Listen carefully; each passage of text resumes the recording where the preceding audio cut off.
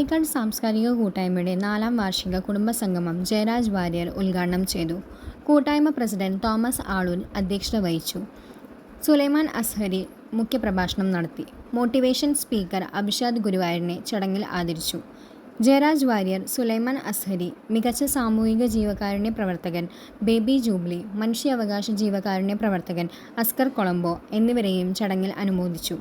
Rafeeq Colombo, advocate KV Mohanakrishnan, advocate Ravi Changath, Vincy Joshy, BV Joy, Ajitha Dineshan, Rahitha Prasad, Mohanan friends എന്നിവർ സംസാരിച്ചു.